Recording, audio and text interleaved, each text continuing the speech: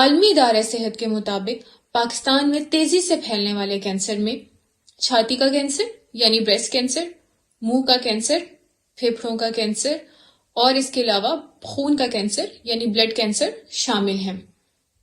Cancer کی وجوہات میں سب سے زیادہ ضروری فضائی آلودگی، ناقص خوراک، اس کے علاوہ صنعتی فضلہ جات، سگریٹ نوشی یا الکوہل کا استعمال شامل ہیں۔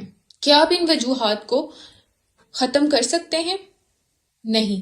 کیا آپ ان وجوہات سے بچنے کی کوشش کر سکتے ہیں؟ بالکل۔ ان وجوہات سے بچنے کے لیے اپنے لائف سٹائل میں چینجز لائیے۔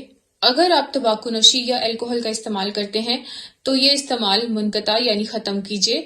اگر آپ اپنے لائف سٹائل میں جنک فوڈ کا زیادہ سے زیادہ استعمال کرتے ہیں تو کوشش کریں کہ اپنی زندگی میں ہیلدی لائف سٹائل کو اڈاپٹ کریں اور جنک فوڈ کی بجائے گھر میں بنا ہوا صحت مند کھانا استعمال کریں اور اس کھانے میں سلاد اور سبزیوں کی کثیر مقدار استعمال کریں تاکہ آپ کے جسم کو ضروری وائٹامنز اور منرلز بھی ملتے رہیں۔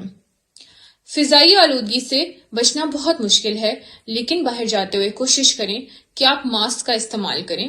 اگر آپ گاڑی بھی چلا رہے ہیں یا گاڑی میں بیٹھے ہوئے ہیں تو کوشش کریں کہ ماسک لگا کے رکھیں، کیونکہ جیسے ہی آپ گاڑی سے نکلتے ہیں یا گاڑی کا شیشہ نیچے کرتے ہیں تو فضائی آلودگی آپ کو متاثر کرتی ہے۔ اس کے علاوہ تمباکو نوشی اور الکوہل کو منقطع کر کے بھی آپ کوشش کر سکتے ہیں ایک ہیلدی لائف سٹائل اڈاپٹ کرنے کی۔ جتنا زیادہ آپ اپنی زندگی میں ہیلدی لائف سٹائل اڈاپٹ کریں گے اتنا زیادہ آپ کینسر سے بچ سکتے ہیں۔ کچھ کینسر ایسے ہوتے ہیں جو جینیٹیکلی بھی ٹرانسفر ہوتے ہیں۔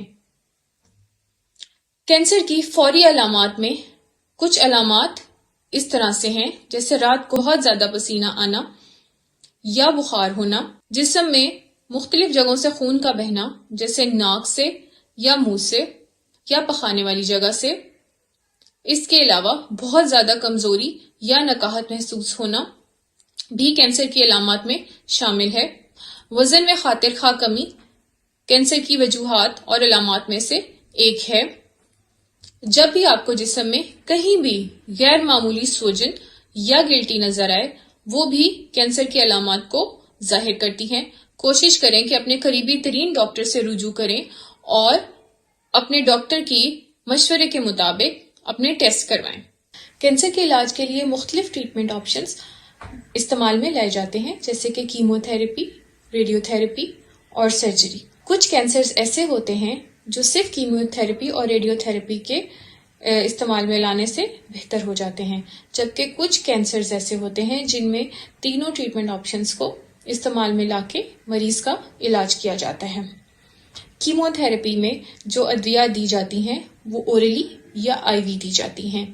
اورلی کا مطلب یہ ہے کہ وہ خوراک منہ کے ذریعے دی جاتی ہے اور آئی وی کا مطلب یہ ہے کہ وہ خوراک رگ کے ذریعے دی جاتی ہے۔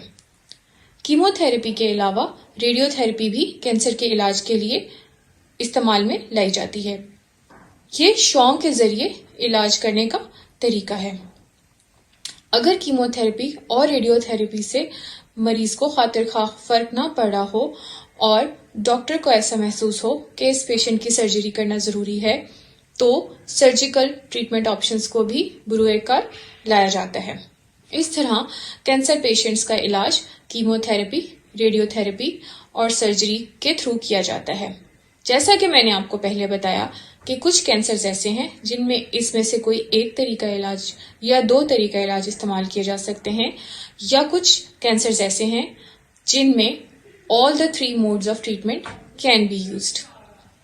پاکستان میں مختلف ہسپتالوں میں آنکولوجی یونٹس بنے ہوئے ہیں۔ یہ آنکولوجی یونٹس کینسر کے مریضوں کا علاج اور ان کی تشخیص میں بہت اہم کردار ادا کرتے ہیں۔ آنکولوجی وارڈز یعنی کینسر کے وارڈز میں بہت ہی منجے ہوئے اور باصلاحیت ڈاکٹر اپنی تعلیمات اور اپنی ٹریننگز کو بروئے کار لاتے ہوئے کینسر پیشنٹس کا علاج کرتے ہیں۔ اگر آپ اس موذی مرض سے جوجھ رہے ہیں تو ڈریے مت۔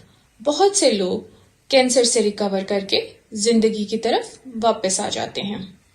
کینسر کی مختلف سٹیجز ہوتی ہیں اور مختلف کینسرز مختلف سٹیجز پہ ڈائگنوز ہوتے ہیں، تو آپ جس سٹیج پہ ہیں اگر وہ سٹیج قابل علاج ہے تو اپنے ڈاکٹر سے فوراً مشورے کے بعد علاج شروع کریں۔